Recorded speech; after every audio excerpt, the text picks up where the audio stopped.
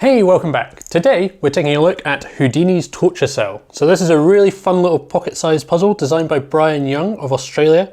The aim is to try and free Houdini, which we can see is hanging upside down here in the torture cell. It's a sequential discovery puzzle, so there's tools to find along the way, multiple steps, and then we've got to use those tools in order to reach the next stage and finally free Houdini. A very cool puzzle that I'm super excited to share with you. Before we get to the puzzle though, I just want to share with you very quickly this bismuth magnetic levitation sculpture. So what we've got here is a bismuth ingot sitting on top of this wooden pedestal, and there's a magnet embedded in the top of it. If we take another small square magnet, place it in between the two layers, you'll notice it just levitates there between the two layers. So we can adjust the top magnet there and it will move up and down.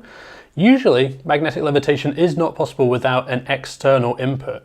Here though, we've got the bismuth. So the magnet at the top providing the lift up the way, gravity pulling it down the way, and the bismuth, because it's the most diamagnetic element or metal there is, that adds stability. So it repels both the north and south polar magnets. It's quite weak, but it's just enough to provide a stable situation for the smaller magnet to levitate freely. And it will keep levitating, it won't off balance, and it will just keep spinning freely. A very cool desktop or decorative piece of scientific art. Anyway, back to the puzzle. So this puzzle was originally part of a larger, more complex puzzle called the Opening Bat, designed by Brian Young. And it was considered to be a pretty cool mechanism on its own, and he's recreated it in this more affordable version made out of brass and acrylic. It's not a super collectible piece, but it is a very nice piece and a very cool mechanism that operates on this one. So the torture cell was originally an act by Houdini, and he performed the act where he was tied by his ankles to a platform which was then lowered into a tank of water, and he obviously had to escape from that. This was first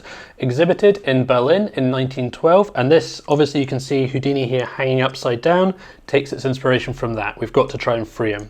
Although thankfully there's no time limit on this one. There's multiple steps to this one. We've got magnets, we've got to find tools along the way, and eventually try and free Houdini. So let's now get into the solution.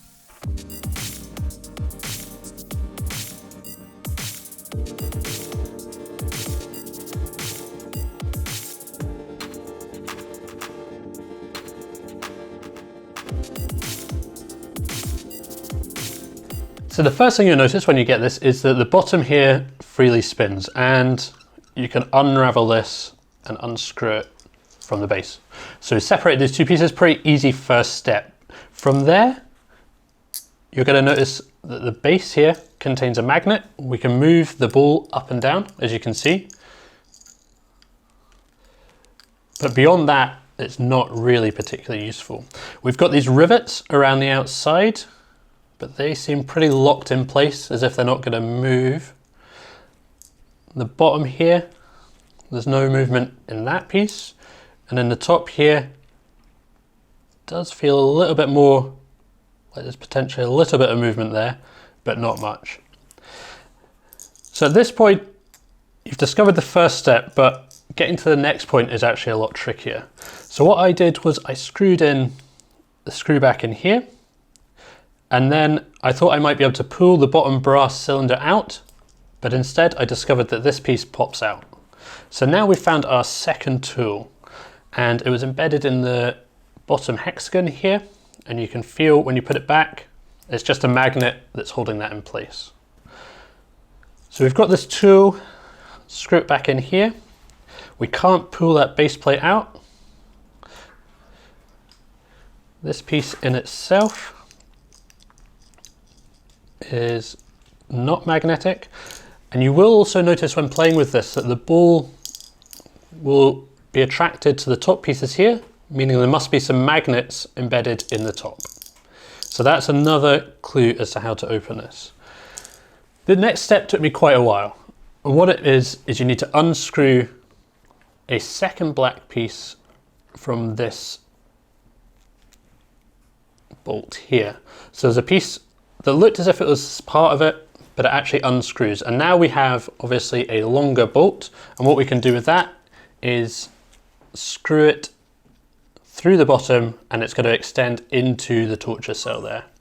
It doesn't extend all the way up to actually meet Houdini's head there, so unfortunately it's not going to be much help there, but at this point you might have guessed what we're going to need to do. So we've got the ball, and if we could somehow wedge it between the screw and Houdini, that's going to seem like what we're going to need to do. but this seems like one of those impossible tasks of balancing the ball on that screw. And this next step I think is ingenious. So what we need to do is screw it up a little bit, then we're going to use the bottom hexagon, which remember is magnetic, against the screw. That attracts the ball bearing to the screw. If we then tip it upside down, allow gravity to do its thing, it's now in the correct position, and all we need to do to release Houdini is turn the screw. That separates this top piece, which we can then pull out. We can free the ball as well if we like to, and you'll notice at this point the ball is almost magnetically levitating. Not quite. There's some magnets on the piece with Houdini on it, some magnets on there holding this piece in place where it was, and it's just a little bit of force required to remove that. And there we go, we have freed Houdini from his torture cell. So I absolutely love this puzzle. I think it's really fun with multiple steps and an ingenious mechanism.